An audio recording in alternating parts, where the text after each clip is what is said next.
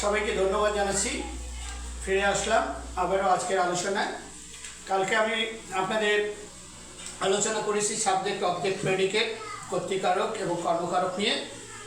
আমরা টেন্স আলোচনা করতে গিয়ে যে প্রাসঙ্গিক বিষয়গুলো আছে সেগুলো নিয়ে আলোচনা করছি। আপনাদের জ্ঞাতার্থে বলতে চাই সেটি হলো যে আপনারা আমার যে ভিডিওগুলো বা যে ক্লাসগুলো সেগুলো আপনারা সবাই দেখছেন, মনোযোগ সহকারেই দেখছেন। কিন্তু আমি প্রথম দিনই বলেছি যে আপনারা আমার এই ভিডিও বা ক্লাসগুলো সম্পর্কে যদি কোনো মন্তব্য থাকে সেটা নেতিবাচক হতে পারে বা ইতিবাচক হতে পারে, সে মন্তব্যগুলো করুন। তাহলে আমার কাছ থেকে আপনারা আরও ভালো রেজাল্ট ইনশাল্লাহ পাবেন। তখন আমার ভুল ত্রুটিগুলো ধরা পড়বে। কারণ আমি প্রথম দিনই বলেছি, যদিও আমি ইংরেজিতে স্নাতক ও স্নাতকোত্তর সম্পন্ন করেছি, কিন্তু আমি এখনও একজন ছাত্র, আলহামদুলিল্লাহ একজন ছাত্র। সুতরাং ছাত্র হিসেবে শিখতে চাই এবং শেখার পরিপ্রেক্ষিতে আপনাদেরকে জানাতে চাই। তো আসুন আজকের ক্লাসে আমরা যাই। আজকে আমরা আলোচনা করব বাংলায় যে ক্রিয়াপদ আছে, ক্রিয়াপদ, এই ক্রিয়াপদের দুইটি অংশ আছে। দুইটি অংশ, একটি হলো ধাতু বা ক্রিয়ামূল, আর আরেকটি অংশ হলো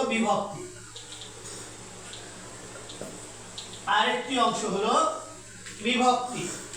এখানে আপনারা খেয়াল করুন যে আমি বললাম যে একটা ক্রিয়াপদ, আপনাদের ক্রিয়াপদ সম্পর্কে, ভাব সম্পর্কে আমি ধারণা দিয়েছি, শুধু ধারণা না, বিশদভাবে আলোচনা করেছি। তাহলে মনে রাখবেন, একটা ক্রিয়াপদের দুটো অংশ আছে, একটি হলো ধাতু বা ক্রিয়ামূল, আর একটি হচ্ছে বিভক্তি। আমি যখন বাংলা ভাষার বা বাংলা সাহিত্যের যুগ আলোচনা করেছি তখন আপনাদেরকে বলেছি যে বাংলা ভাষাটা এসেছে গুহাবাসী বা বনবাসী অশিক্ষিত মানুষদের কাছ থেকে বা স্বশিক্ষিত মানুষদের কাছ থেকে। আমাদের মতো উচ্চ শিক্ষিত আধুনিক গৃহবাসী মানুষদের কাছ থেকে বাংলা ভাষা আসেনি। আসলে আমি বাংলা ভাষার যে ক্রম বা বিবর্তন সম্পর্কে আলোচনা করব ইনশাল্লাহ, সেটা বিশদ পরিসরে আলোচনা করব। যারা বিভিন্ন প্রতিযোগিতামূলক পরীক্ষা অংশগ্রহণ করবেন, আশা রাখি তাদের জন্য যথেষ্ট উপকারী হবে বিষয়টা।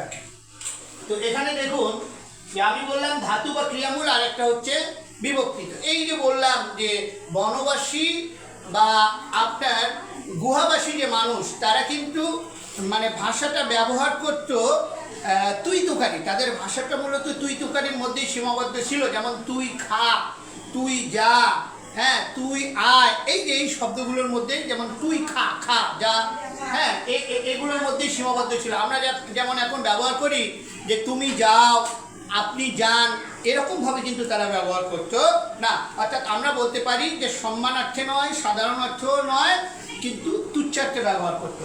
যাই হোক, এখানে ধাতু বা ক্রিয়ামূল এবং বিভক্তি, এই বিষয়টা মনে রাখবেন যে আমার কারো টেন্স বা ক্রিয়াকাল করতে গেলে এই ধাতু বা ক্রিয়ামূল শব্দটি অবশ্যই লাগবে। আমি এখানে আপনাদেরকে বিশ্লেষণ করে দেখাচ্ছি যে ধাতু বা ক্রিয়ামূল কোনটা আর বিভক্তি কোনটা। এখন ধাতুটা হচ্ছে যে শব্দটাকে বিশ্লেষণ করা যায় না, ওই ক্রিয়ামূল একই অর্থ, যে শব্দটাকে বিশ্লেষণ করা যায় না, অর্থাৎ ওই শব্দের শেষে বিভক্তি যুক্ত হয়ে নতুন শব্দ গঠিত হয়, একটি শব্দ সম্পূর্ণ পরিবর্তিত হয়ে নতুন রূপ ধারণ করে, সেটাকেই আমরা বলি ধাতু। আমরা জানি যে ধাতু হলো তিন প্রকার আছে। হ্যাঁ, এক নাম্বার হইল মৌলিক ধাতু, দুই নম্বর হলো যৌগিক ধাতু, এবং তিন নাম্বার হলো আপনার সাধিত ধাতু। খেয়াল করুন, আমি যখন আপনাদের এই ধাতু আলোচনায় যাব, সমাসের, বিশেষ করে সমাস এবং আপনাদের যে পার্টস অফ স্পিচের আলোচনার ক্ষেত্রে, তখন আমি এটা বিশদভাবে ইনশাল্লাহ আলোচনা করবো। আজকে শুধু আপনাদেরকে ধারণা দিয়ে রাখলাম যে ধাতু হচ্ছে তিন প্রকার, একটা হচ্ছে মৌলিক ধাতু, একটা হচ্ছে যৌগিক ধাতু, আর একটা হচ্ছে সাধিত ধাতু। এখন বিষয়টা হচ্ছে যে ধাতু বা ক্রিয়ামূল কোনটা। আমি বললাম যে ক্রিয়াপদের মূল অংশটা, তার শব্দের মূল অংশটাই হচ্ছে ধাতু। তাহলে এখানে দেখুন, যেমন আমি এখানে লিখলাম খায়, তারপরে এখানে লিখলাম খান, তারপরে এখানে লিখলাম যাও, যাও, ইত্যাদি ইত্যাদি। এখানে দেখেন যে আপনি এই শব্দটাকে এখন সন্ধি বিচ্ছেদ করেন। সন্ধি বিচ্ছেদ করলে আপনি পাবেন যে খা যোগ রস্বই, খা যোগ রস্বই। এই যে দেখুন, এখানে ক্রিয়ামূল বা ধাতু হলো খা, তারপরে এখানে আপনি এটাকে বিশ্লেষণ করুন, সন্ধি বিচ্ছেদ খা যোগ ন। এখানে দেখুন মূল শব্দটা হলো খা, তারপরে এখানে যা যোগ ও, যাও। এখানে দেখুন মূল শব্দটা হচ্ছে যা, অর্থাৎ ধাতুটা বা ক্রিয়ামূলটা হচ্ছে যা। তারপরে এখানে ই বিভক্তি যুক্ত হয়েছে, এখানে ন বিভক্তি যুক্ত হয়েছে, এখানে ও বিভক্তি যুক্ত হয়েছে, হয়ে তারপরে একটা ক্রিয়াপদ গঠিত হয়েছে। তাহলে এখানে কি হচ্ছে খা যোগ রস্বই। তাহলে মূল বা ধাতু কোনটা? খা। খা, এই যে দেখেন খা। আমি বললাম না যে আমাদের মতো আধুনিক গৃহবাসী মানুষের মাধ্যমে বাংলা ভাষাটা বিবর্তিত বা পরিবর্তিত হয়নি, হয়েছে গুহাবাসী বা আপনার বনবাসী ওই নিম্ন শ্রেণীর মানুষের দ্বারা, যাদের চেষ্টার ফলে, যাদের পরিশ্রমের ফলে বাংলা ভাষা আজকে এই একটা শক্ত অবস্থানে এসে দাঁড়িয়েছে এবং আন্তর্জাতিক মাতৃভাষা হিসেবে 1999 সালে সারা বিশ্বে স্বীকৃতি লাভ করেছে। তো এখানে দেখুন, এইটা হলো ধাতু বা ক্রিয়ামূল, অর্থাৎ খা যা শব্দের মূলটা। আশা রাখি আপনারা বুঝতে পেরেছেন। এখন আসুন, এখানে তো আমরা পাইলাম যে ধাতু বা ক্রিয়ামূল। এখন দেখুন এই ধাতু বা ক্রিয়ামূলের সঙ্গে কিন্তু প্রত্যয় যুক্ত আছে। ধাতু বা ক্রিয়ামূলের সঙ্গে প্রত্যয় যুক্ত আছে।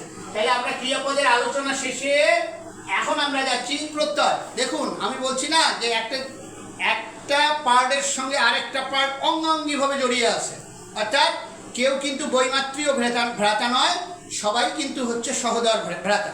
তাই এখানে আপনারা খেয়াল করুন, আমরা জানি প্রত্যয়। দেখুন আমি এটা কিন্তু কৌশলের মাধ্যমে শেখাচ্ছি, আমি কিন্তু সংজ্ঞার মাধ্যমে যাচ্ছি না। প্রতিটা জিনিসেরই ব্যতিক্রম আছে, প্রতিটা বস্তুরই ব্যতিক্রম জগতে আছে, প্রতিটা মানুষ, প্রতিটা প্রাণীর ব্যতিক্রম আছে, এগুলোও কিন্তু ব্যতিক্রম নয়। কিন্তু ব্যতিক্রমের যে পার্সেন্টেজ বা শতকরা হার, সেটাও আমরা ধরতে পারি 5% বা 10%। আমার যদি 90% আমি শিখে যাই আলহামদুলিল্লাহ, তাহলে আমার 5% 10% নিয়ে ব্যতিক্রমগুলো নিয়ে আমি ইনশাল্লাহ পরবর্তীতে আলোচনা করব। এখানে দেখুন প্রত্যয়। প্রত্যয় আমরা জানি দুই প্রকার, একটা হলো কৃৎ প্রত্যয়, কৃৎ প্রত্যয়, আর একটা হলো তদ্ধিত প্রত্যয়। তদ্ধিত প্রত্যয়, কৃৎ প্রত্যয় আর তদ্ধিত প্রত্যয়। আমি তো বলছি যে একটা শব্দের যদি উৎপত্তিগত অর্থ বা ব্যুৎপত্তিগত অর্থ আপনি জানেন, তাহলে মোটামুটি কিন্তু আপনি ওই শব্দটাকে নিয়ে খেলতে পারবেন বা বিশ্লেষণ করতে পারবেন।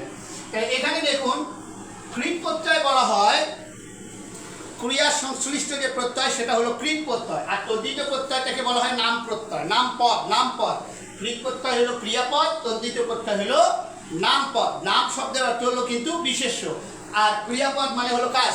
তাহলে এখানে আপনি আসুন, এই কৃৎ শব্দটা এসেছে সংস্কৃত শব্দ থেকে।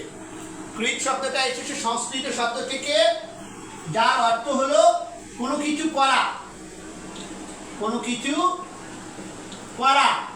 তাহলে দেখুন কৃৎ প্রত্যয় হচ্ছে মানে ক্রিয়াপদ, আর ক্রিয়াপদ মানেই হচ্ছে কোনো কিছু করা। এই কৃৎ শব্দটা সংস্কৃত শব্দ, এর অর্থ হলো কোনো কিছু করা বা কোনো কিছু করার নির্দেশ করা বা কোনো কিছু করার আদেশ করা। তাহলে এখানে আমরা পেলাম। আর তদ্ধিত প্রত্যয় তো বললাম যে নাম প্রত্যয়, অর্থাৎ নাম থাকবে, নাম মানেই হলো বিশেষ্য। আমরা মোটা দাগে এটাই জানি বা আজকে আপনাদেরকে এটুকুই জানালাম। তাহলে এখন আমরা আসুন যে আমাদের পরীক্ষায় যখন কৃৎ প্রত্যয় বা তদ্ধিত প্রত্যয় সম্পর্কে থাকে, অনেকেই আমরা কনফিউজ হয়ে যাই যে কোনটা কৃৎ প্রত্যয় কোনটা তদ্ধিত প্রত্যয়। আসুন আমরা এখানে আলোচনায় যাই। যেমন এখানে দেখুন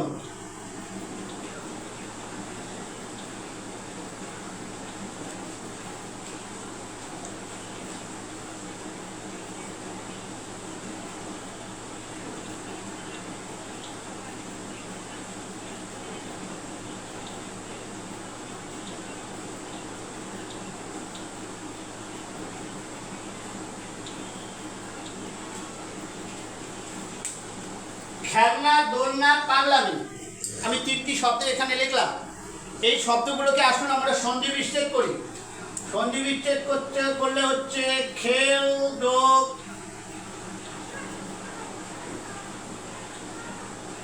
খেল যোগ না বা অনা।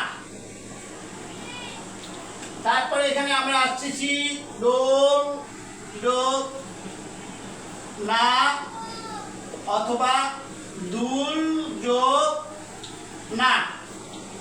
তাহলে এখানে হচ্ছে পাগলামি, সন্ধি বিচ্ছেদ করুন, পাগল যোগ আমি, মানে আমি পাগল, সেটাই হলো পাগলামি।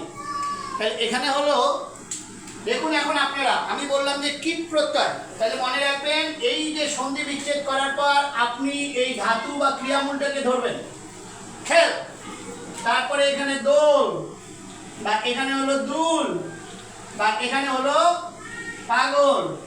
আমার পরের অংশটার আর কোনো দরকার নাই। সবসময় আমার দরকার হলো আমি যখন সন্ধি বিচ্ছেদ করবো প্রকৃতি প্রত্যয় নির্ণয়ের ক্ষেত্রে, প্রত্যয় নির্ণয়ের ক্ষেত্রে সন্ধি বিচ্ছেদ নির্ণয় করার পরে আমি ধাতু বা ক্রিয়ামূলটাকে ধরবো। তাহলে এখানে দেখবেন এই যে সন্ধি বিচ্ছেদ করার পর এই যে সামনের অংশটা, অর্থাৎ ধাতু বা ক্রিয়ামূল দ্বারা যদি আদেশ বা নির্দেশ করা বোঝায়, যদি আদেশ বা নির্দেশ করা বোঝায় কোনো কাজে,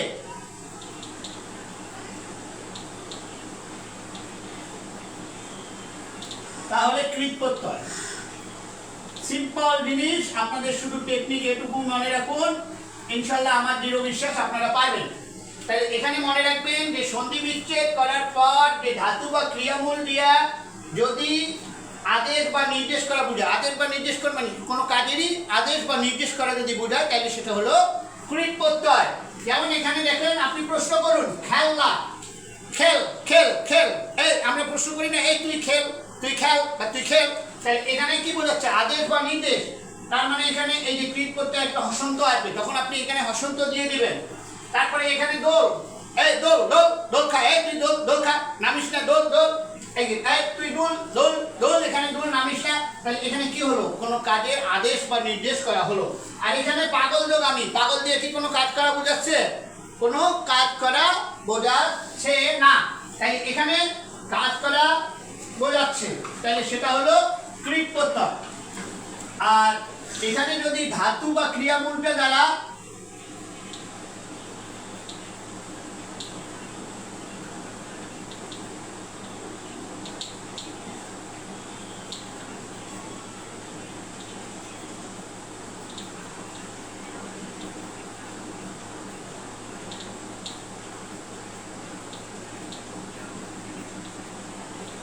অর্জিত প্রত্যয়, তাহলে ধাতু বা ক্রিয়ামূলটা যদি কাজ করা না বোঝায়, তাহলে সেটা হলো তদ্ধিত প্রত্যয়।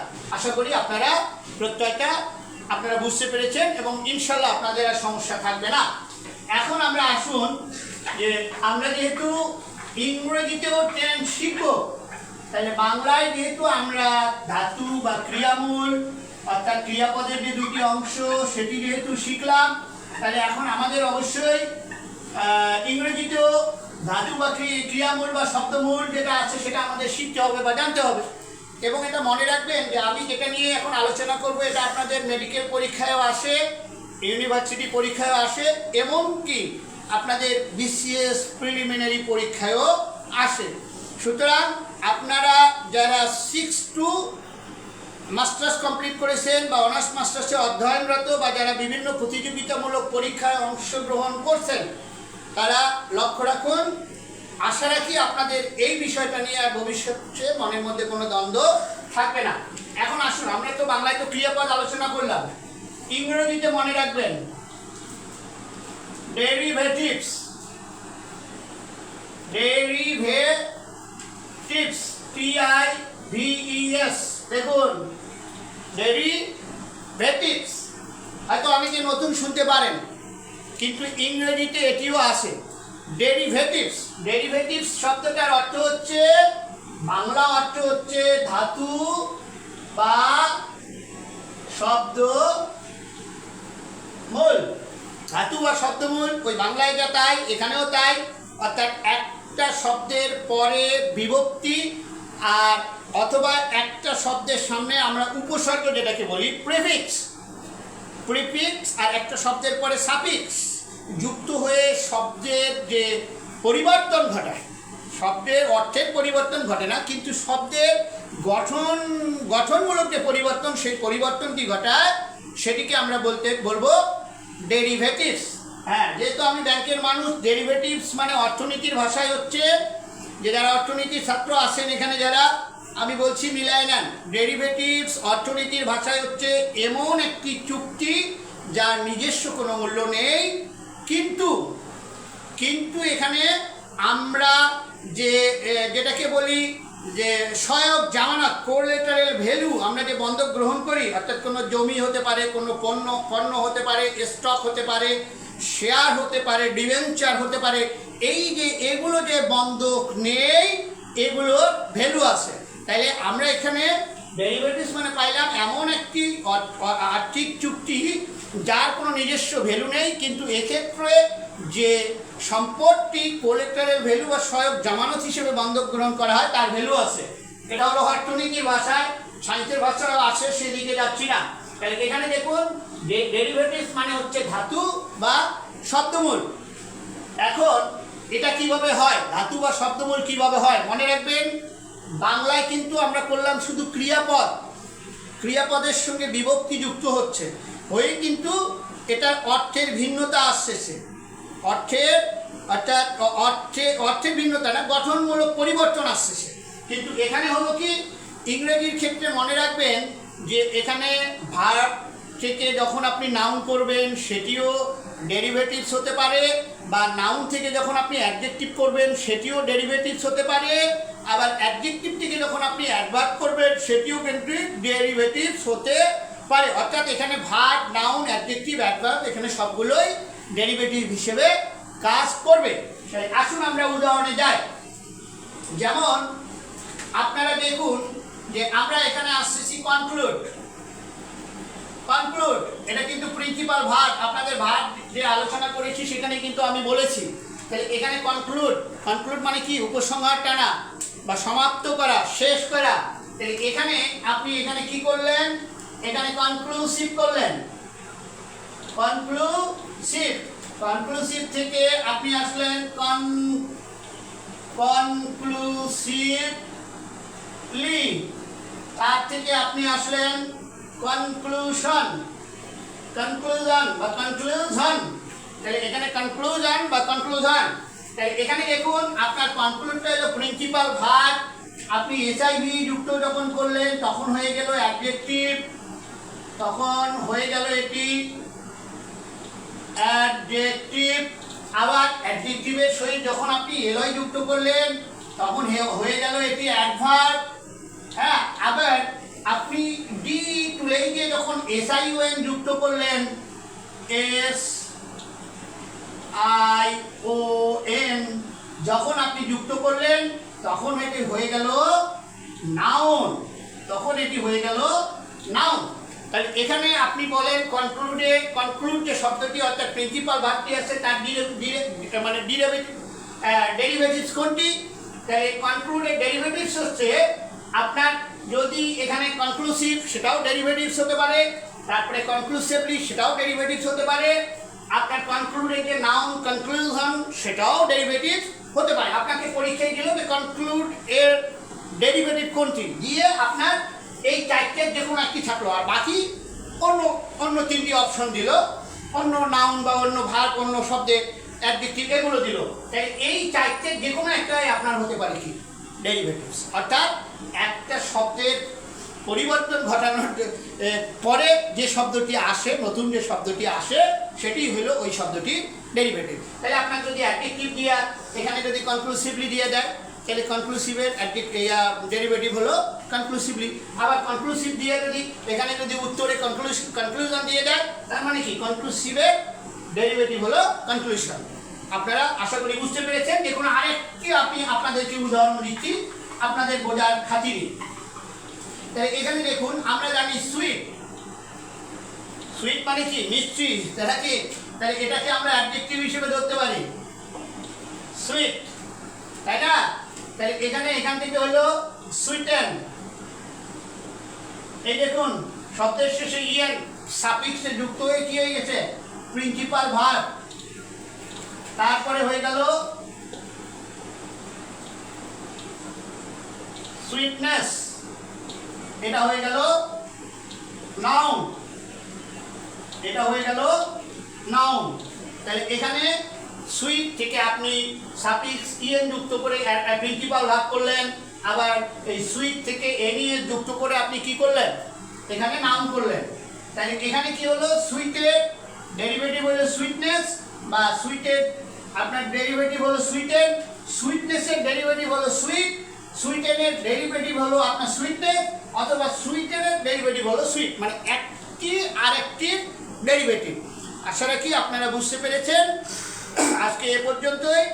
আগামী সোমবার ইনশাল্লাহ ঠিক রাত 9:30টায় দেখা হবে আপনার অন্য একটি বিষয় নিয়ে। টেন্স করতে গিয়ে যে প্রাসঙ্গিক বিষয়গুলো আসবে তার অন্য একটি বিষয় বা উপাদান নিয়ে আপনাদের সামনে ইনশাল্লাহ হাজির হব। সে পর্যন্ত সবাই ভালো থাকবেন, সুস্থ থাকবেন। আল্লাহ হাফেজ।